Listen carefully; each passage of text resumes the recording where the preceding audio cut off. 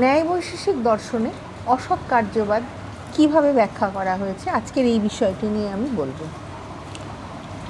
কার্যের উৎপত্তির পূর্বে কার্য পদার্থ কারণে থাকে অথবা থাকে না, এই প্রশ্নকে কেন্দ্র করে ভারতীয় দর্শনে দুটো মতবাদ সৃষ্টি হয়েছে। একটা হচ্ছে সৎ কার্যবাদ আর আরেকটা হচ্ছে অসৎ কার্যবাদ। সাংখ্য দর্শনে সৎ কার্যবাদ সমর্থন করেছে আর ন্যায় বৈশেষিক দর্শনে অসৎ কার্যবাদ সমর্থন করেছে।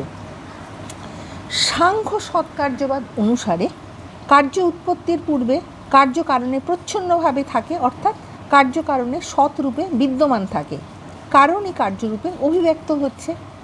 কারণের মধ্যে যা অপ্রকট রূপে থাকে তারই প্রকাশ বা অভিব্যক্তি হলো কার্য উৎপত্তি। তিল থেকে তেল উৎপন্ন হচ্ছে, তিল কারণ, তেল হচ্ছে কার্য। তিলের মধ্যে তেল প্রচ্ছন্নভাবে থাকে, তিলের মধ্যে যা প্রচ্ছন্নভাবে থাকে তাই তৈলরূপে প্রকাশ পাচ্ছে, নতুন কিছুর উৎপত্তি হয় না। অর্থাৎ প্রচ্ছন্ন রূপটা যখন প্রকাশ হচ্ছে সেটাই হচ্ছে সৎ কার্যবাদ রূপে, অর্থাৎ কারণের মধ্যে কার্য নিহিত রয়েছে, সাংখ্যকারগণ বলছেন। আর অপরদিকে ন্যায় বৈশেষিক দার্শনিকগণ তারা বলছেন যে অসৎ কার্যবাদ, তাদের সমর্থিত যে মতবাদ তারা হচ্ছে অসৎ কার্যবাদকে সমর্থন করেন। তারা বলছেন যে কার্য অসৎ, অর্থাৎ উৎপত্তির পূর্বে কার্য কারণে নিহিত থাকে না, কার্য কারণে অসৎ। কার্য উৎপত্তির অর্থ হলো নতুনের সৃষ্টি বা নতুনের আরম্ভ। ন্যায় মতে কার্যং প্রাগভাব প্রতিযোগী, প্রাগভাবের প্রতিযোগীকে কার্য বলে। বস্তুর উৎপত্তির পূর্বে তার যে অভাব তাই প্রাগভাব, যার প্রাগভাব থাকে তা ওই প্রাগভাবের প্রতিযোগী। মৃত্তিকা থেকে ঘট উৎপন্ন হচ্ছে, উৎপত্তির পূর্বে দেখা যায় মৃত্তিকাতে ঘটের প্রাগভাব হচ্ছে, ঘট রূপ কার্যের অর্থাৎ ঘটের প্রতিযোগী। প্রতিযোগীরা একত্রে থাকে না, ঘটের প্রাগভাব ও তার প্রতিযোগী ঘট একত্রে অবস্থান করে না। প্রাগভাব বিনষ্ট হলে ওই প্রাগভাবের প্রতিযোগী ঘট উৎপন্ন হচ্ছে। কাজেই কার্য উৎপত্তির অর্থ হলো কার্যের প্রাগভাব বিনষ্ট হওয়া। এই কথার অর্থ হলো উৎপত্তির পূর্বে কার্যের প্রাগভাবই থাকে, কার্য থাকে না।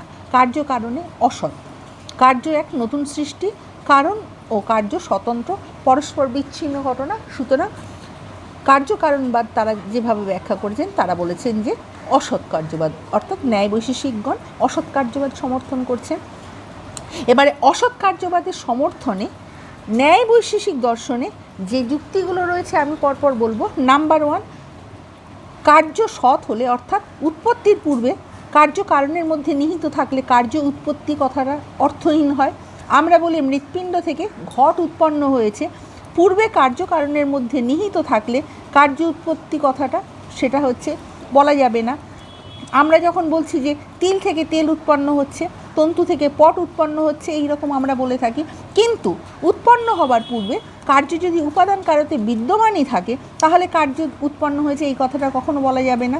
মৃৎপিণ্ডের মধ্যে ঘট সৎ রূপে বিদ্যমান থাকলে মৃৎপিণ্ড থেকে ঘট উৎপন্ন হয়েছে এই কথাটা বলা যাবে না। মৃত্তিকার মধ্যে ঘটের অভাব থাকলে অর্থাৎ মৃত্তিকাতে ঘট অসৎ হলে তবেই তাকে অর্থসম্মতভাবে বলা যায় যে মৃত্তিকা থেকে ঘট উৎপন্ন হয়েছে, কাজেই মানতে হয় যে কার্য অসৎ, উৎপত্তির পূর্বে কার্য কারণে অসৎ। নাম্বার 2, নৈয়ায়িকগণ বলছেন কার্য কারণে নিহিত থাকলে অর্থাৎ সৎ কার্যবাদ সমর্থিত হলে কারণ ও কার্যের সম্বন্ধ হবে তাদাত্ম্য সম্বন্ধ বা অভেদের সম্বন্ধ। তাদাত্ম্য সম্বন্ধে আবদ্ধ দুটো বিষয়কে বিচ্ছিন্ন করা যায় না এবং সেই ক্ষেত্রে ওই সম্বন্ধে আবদ্ধ কারণ ও কার্যকে দুটো ভিন্ন নামে চিহ্নিত করা যাবে না।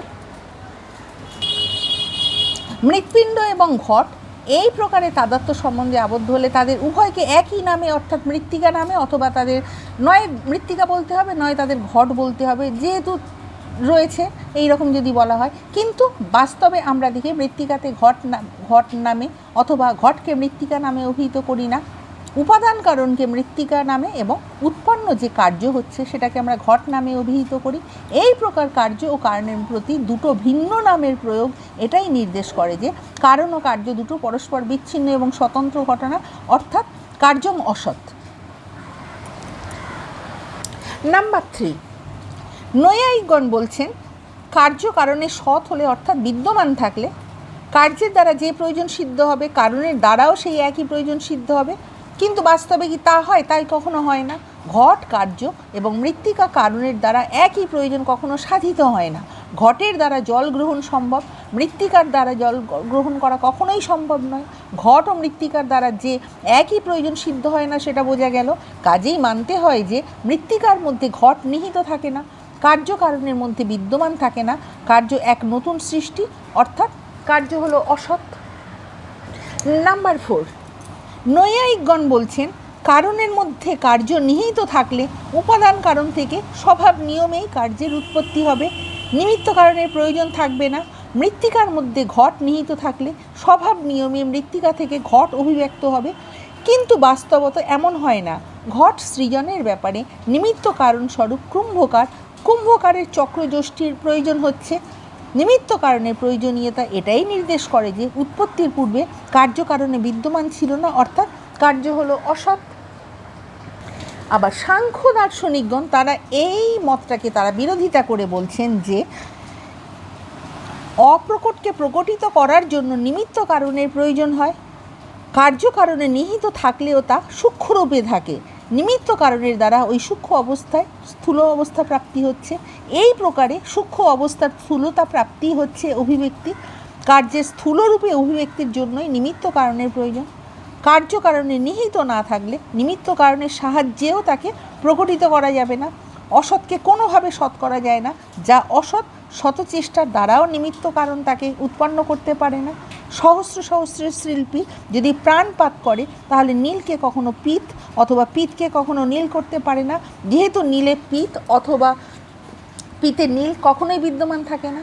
তেমনি মৃত্তিকাতে যদি ঘট অসৎ হয় তাহলে কুম্ভকার শত চেষ্টা করেও মৃত্তিকা থেকে ঘট সৃজন করতে সমর্থ হতে পারে না, কিন্তু বাস্তবত দেখা যায় যে মৃত্তিকা থেকে কুম্ভকার ঘট সৃজন করছে বা উৎপন্ন করছে।